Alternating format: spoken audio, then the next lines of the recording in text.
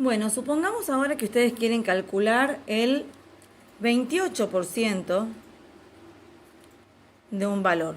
Ponele 1200. ¿Sí? El 28% no es ninguno de estos directos, como era el 10% que dividía en 10 el valor y listo, o el 50% que se dividía en 2, o el 25% que se dividía en 4. En el 28% vamos a trabajar de la siguiente manera. 28% quiere decir que 28 de cada 100. Entonces, en lugar de 28%, escribo 28 sobre 100.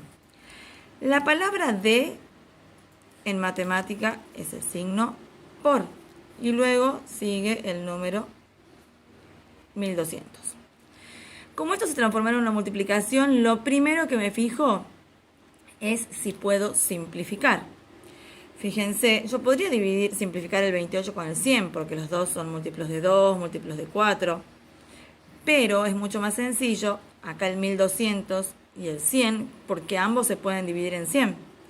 Cuando dividen 100 se quitan los dos últimos ceros. Cuando dividen 100 se quitan los dos últimos ceros. Me quedó 28 por 12. Bueno, sobre 1 no voy a escribir porque no se escribe denominador 1, ¿verdad? 28 por 12, que es igual a 336. Entonces, el 28% de 1200 es 336. ¿Sí? En otro caso, supongamos que yo les pidiera el 25% de 400.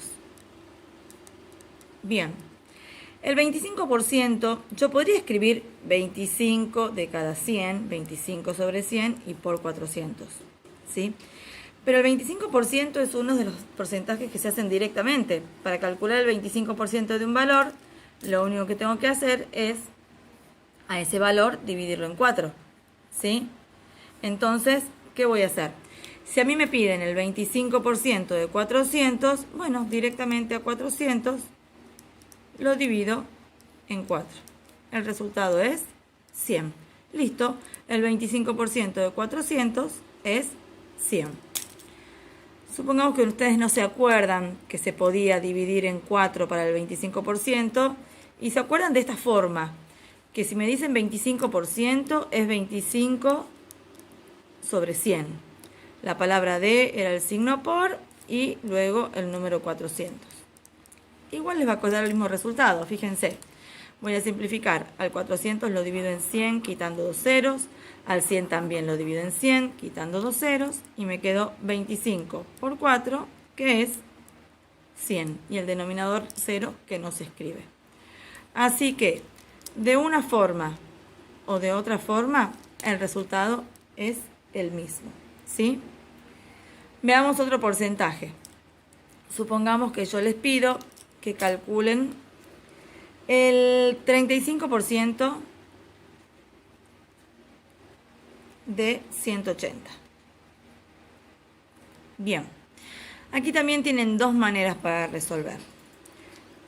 Una manera es decir, bueno, 35%, la profe me enseñó que es 35 sobre 100, la palabra de que es el signo por, luego el 180.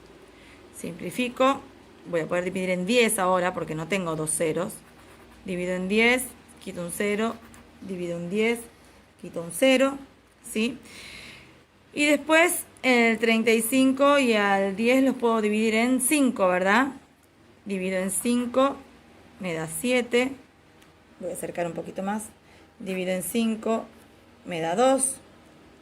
Luego al 2 y al 18 los puedo simplificar dividiendo en 2. Divido en 2, me queda 1, que es lo mejor, que me quede un 1 abajo. Divido en 2, me queda 1. Divido en 2 y me queda 9. Entonces el resultado es 7 por 9, 63. Esta es una manera. ¿Cuál sería la otra? La otra manera sería intentar formar con los porcentajes directos. Intento formar el 35. No lo hice con el 28 porque no era tan sencillo, no se podía tan fácil. Pero el 35% es más fácil. Por ejemplo, el 35% lo puedo formar, lo voy a escribir con otro color para que se diferencie bien. Al 35% lo puedo formar sumando el 25% más el 10%. El 25% más el 10%. Entonces, fíjense cómo voy a hacer.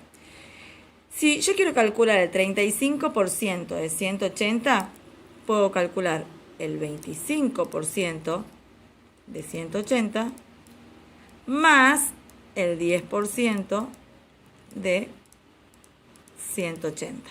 Entonces, para sumar el 35% de este valor, entonces, ¿qué hice?